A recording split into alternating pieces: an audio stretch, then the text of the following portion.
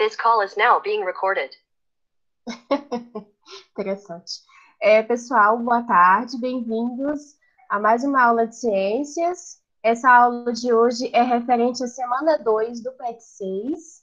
Nós, hoje, não será mais a Thaís hoje vai ficar nos acompanhando, nos observando, ajudando vocês com as dúvidas no chat, movimentando, né, fazendo umas perguntinhas lá, né, Thaís? Ajuda nós lá.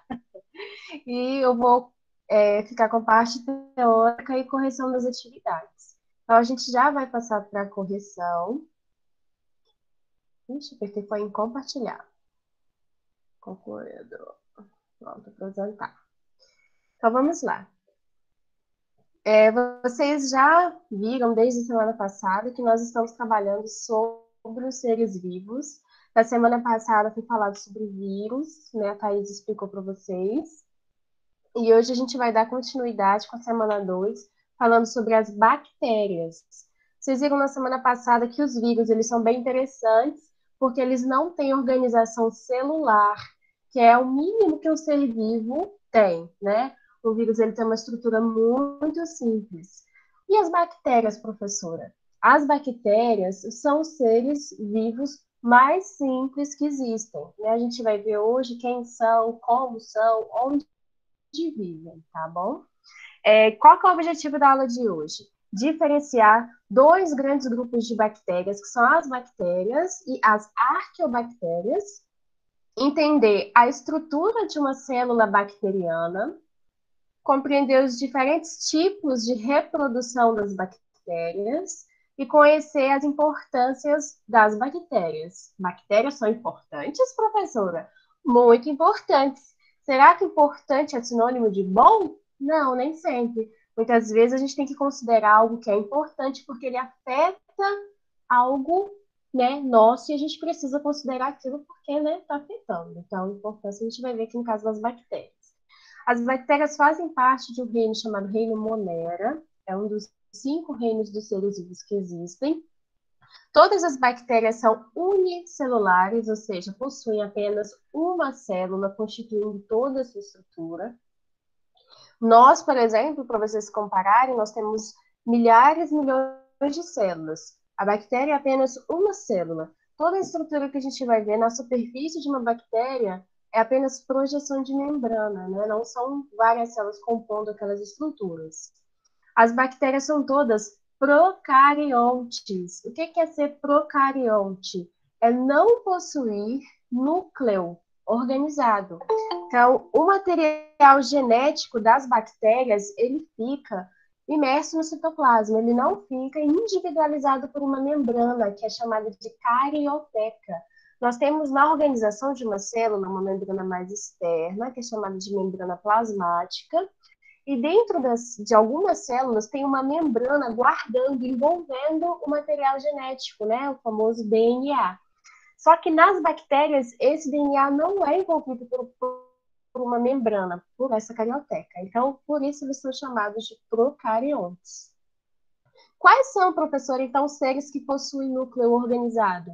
Os seres eucariontes possuem essa membrana carioteca envolvendo o núcleo, além de outras estruturas de membrana dentro da célula, tá bom? Quem são os representantes do reino Monera?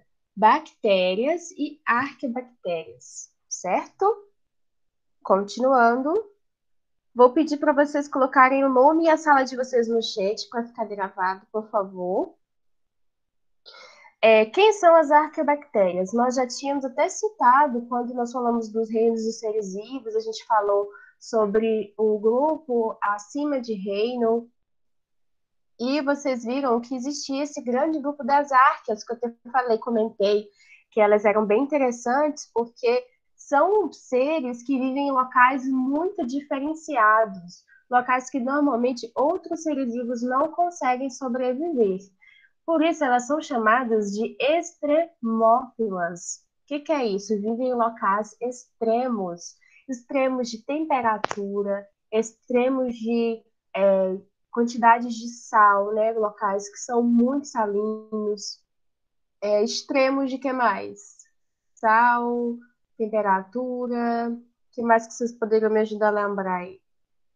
Eu acho que basicamente é isso, tá? Então, nesses locais que normalmente não se encontram seres vivos, essas bactérias podem ser encontradas, essas arques.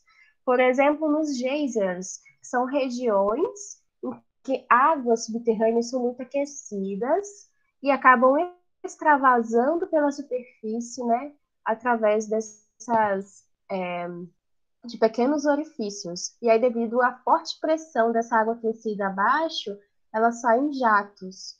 Então, nessas áreas, é super ácido, é um outro fator, né, a acidez, e super quente. E essas bactérias conseguem viver lá, tá bom? Isso é só um exemplo. Também nós temos as bactérias mesmo, e elas são encontradas em praticamente todos os ambientes terrestres, né? Todos. Em ambientes aquáticos, ambientes terrestres, ambientes no ar, até tem bactéria, desde deserto a florestas e por aí vai. Então, ela é encontrada em todos os ambientes e microambientes. Joia? Como é que é a estrutura de uma bactéria? Lembrando que são os seres vivos mais simples que existem, né? Não possuem esse núcleo organizado. Então, o que que elas têm, então?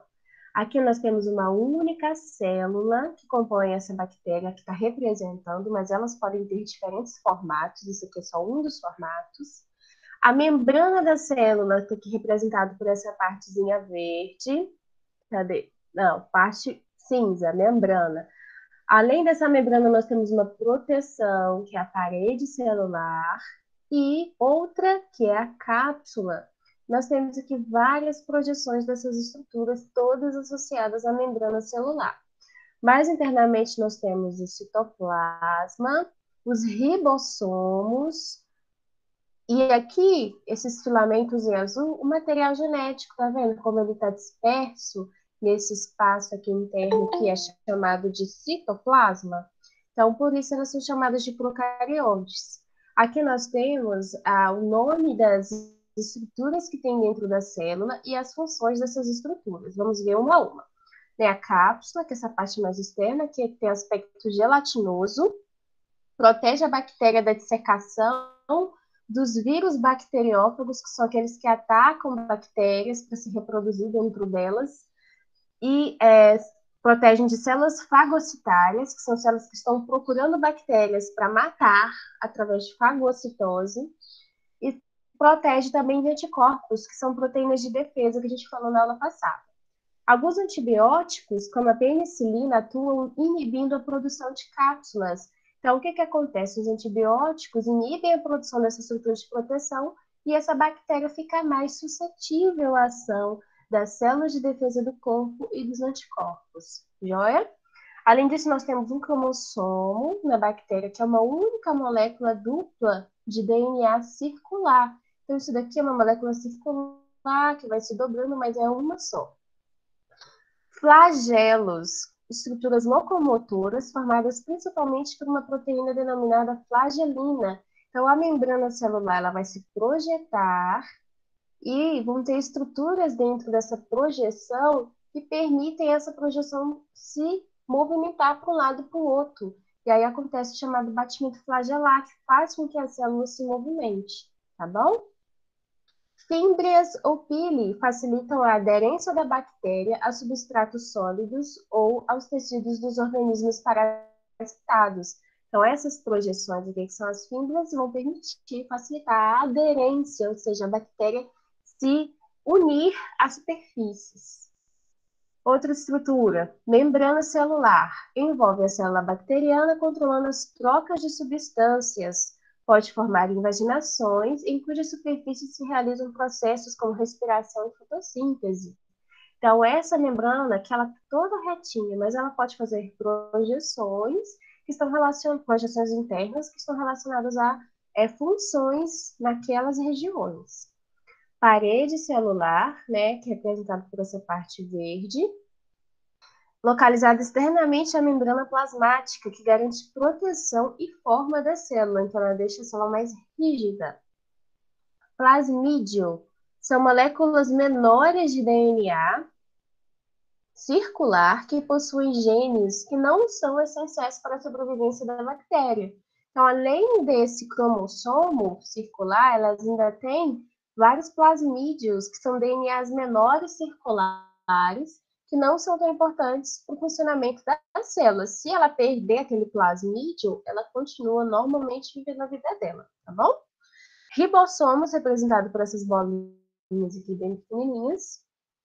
Deixa eu sair essa faixa. São corpos granulares, onde ocorre a síntese de proteínas, tá? Então, os ribossomos é onde acontece a produção de proteínas da célula. Passando, a reprodução das bactérias, ela pode ser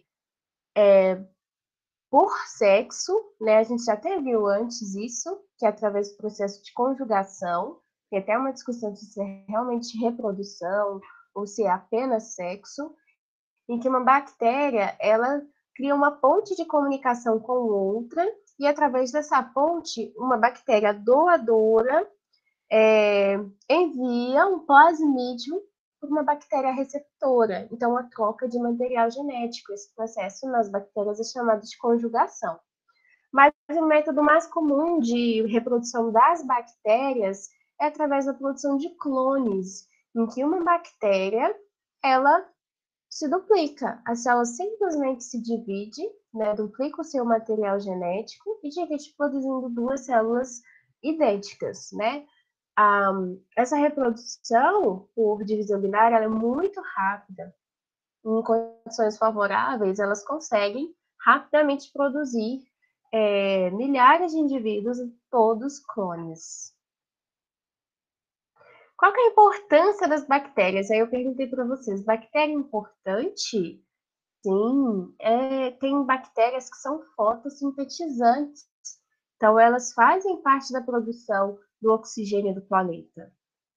Além disso, temos as quimiosintetizantes, né, que utilizam outras substâncias para produzir seu alimento. E isso é importante para a ciclagem de nutrientes.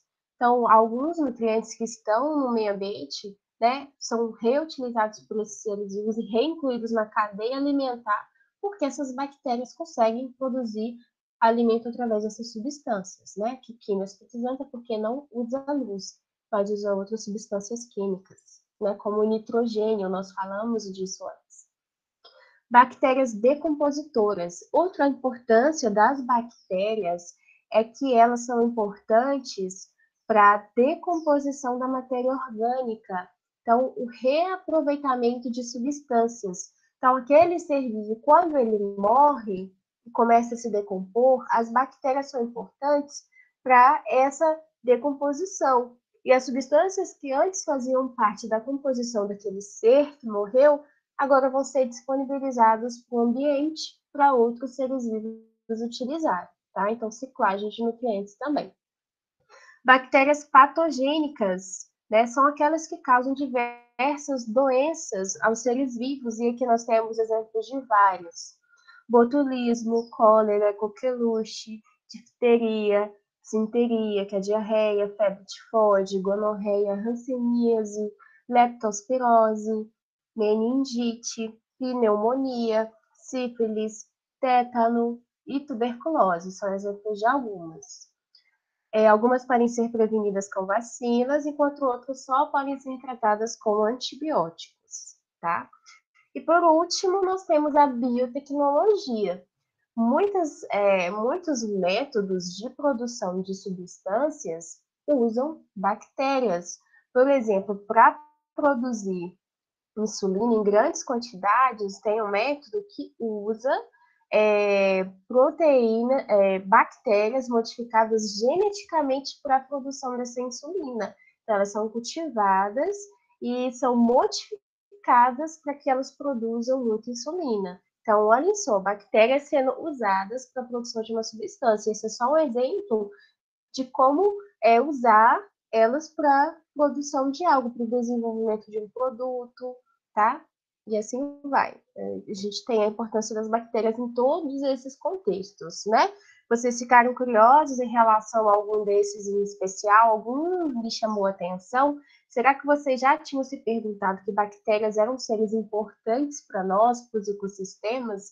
Às vezes a gente está tão preocupado em desinfetar, em matar, em que, por que esses seres existem, e todos os seres vivos, eles têm o seu papel nos ecossistemas, a sua importância, né? Além do mais, porque são sistemas integrados e que estão aí há muito tempo juntos, são peças uns dos outros, né? Peças-chave para os equilíbrios desses locais.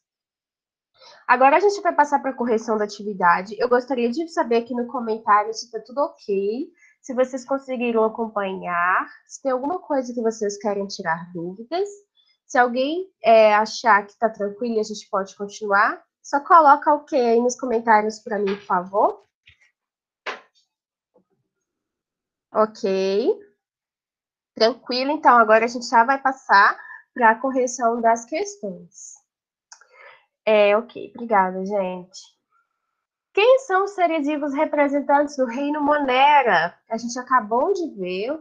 Quem são, pessoal? Falem aí nos comentários para nós. Vendo que está no plural. Então, seriam mais de um. Pode colocar só as iniciais aí para ser mais rápido. Ok. Estou demorando muito. São as bactérias e as arqueobactérias que a gente falou bem no início da aula. 2. Cite as principais características do reino Monera.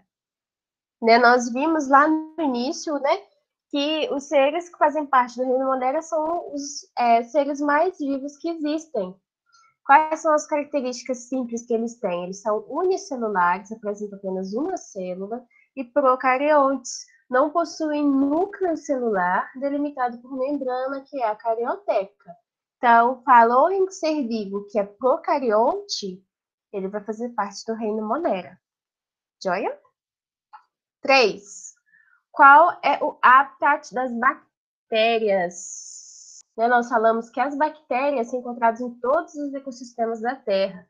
Ocorrem praticamente em todos os ambientes: mar, água doce, solo, ar, materiais em decomposição, do lado de fora e de dentro de quase todos os seres vivos. Nós temos várias bactérias vivendo conosco o tempo inteiro, sem as quais nós não estaríamos saudáveis. Elas são muito importantes para a regulação do nosso sistema, né? A gente pode falar de tudo, desde as do intestino, as da boca, as da pele, as dos órgãos genitais. Todos os lugares nós temos a nossa composição natural, e que sem essa composição nós estamos muito mal na fita. Joia?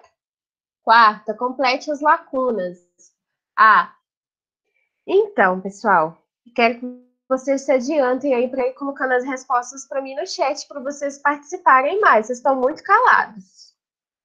O reino, que é composto dos seres mais abundantes do planeta, qual que é o nome do reino? Até 3. 1, 2, 3. Passou a bola, errou. Meu marido respondeu pro autista. Monera. Então, o reino Monera é composto dos seres mais abundantes do planeta, também conhecidos como micro-organismos, pois são todos... Muito bem, respondeu um pouco mais tarde. Muito bem, meu marido acertou. Unicelulares, vocês estão conseguindo ouvir ele? E microscópicos. Apresentam também a ausência da carioteca, sendo, portanto, classificados como... E aí, amor, quem não tem carioteca é chamado de quê? Ele vai já falar um nome que não existe, algum neologismo. Ajuda ele aí, gente. Tá? Por não ter núcleo, são chamados de quê? Dole uma, dole duas, dole três. Ninguém respondeu, nem meu marido. Procariontes. Oxe. Muito bem, garoto. B. Todas as não possuem carioteca. Quem é que não possui carioteca? Todas as? Começa com B. Bactérias não possuem carioteca e, portanto, não possuem um núcleo. Gente, muito bem. A aula tá difícil hoje, Arthur. Não acredita, Arthur. Vou participar para ver se você se acostuma mais com os termos. Então, eles não possuem um núcleo organizado E esses seres são chamados de quê? Quem não possui um núcleo organizado é chamado de... A resposta está repetida. Eu vou falar que ela já foi dita antes. O Leg já respondeu ali, gente. Procariontes. Vocês estão achando esse nome muito estranho, não é verdade? Procarionte, monera.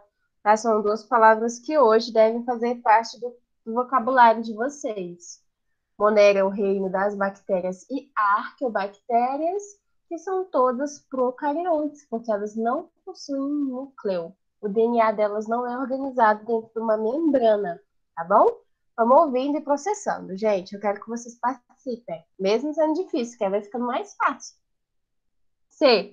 As bactérias reproduzem-se geralmente. Qual que é a forma de reprodução que eu mostrei para vocês? Que elas mais usam para se multiplicar. É a conjugação, aquela que elas fazem sexo, trocando material genético entre si? Ou é aquela outra forma que é a divisão binária?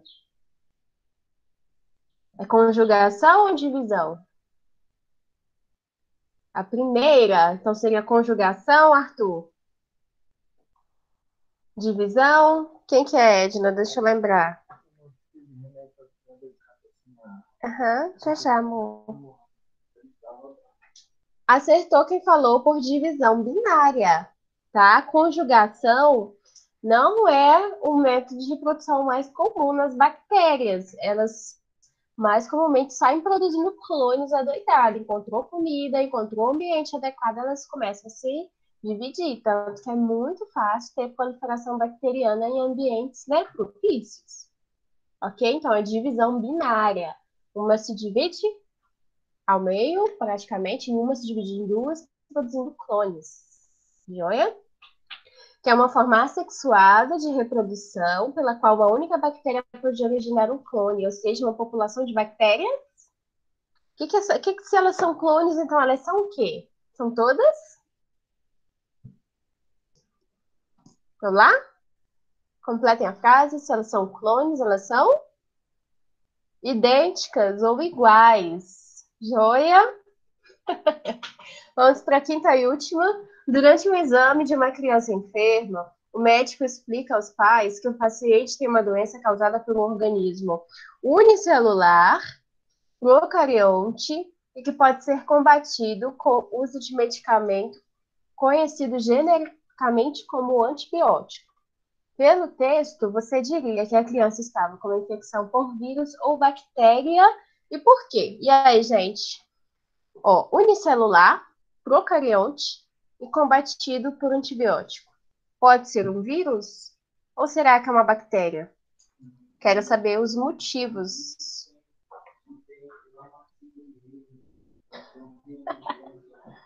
Não, meu marido disse que vírus não participa de reinos, que esse não seria o caso de ser um vírus. Não é uma boa justificativa. É assim, porque se tu for, pelo simples fato de tu estar falando de reinos, o vírus está fora dos reinos, ele tem uma classificação Ok. Meu marido está justificando. Ó, uma bactéria, por quê? Pois vírus não possuem organização celular. Dessa forma, não se aplica a eles a classificação como unicelulares e procariontes. Então, para dizer que algo é unicelular e procarionte, tem que ter organização celular. E vírus não tem essa organização. Muito bem, amor. Então, você acertou. Além disso, o antibiótico tem ação em estruturas celulares que os vírus não têm, tá certo? Então, pessoal, esse foi o assunto da semana.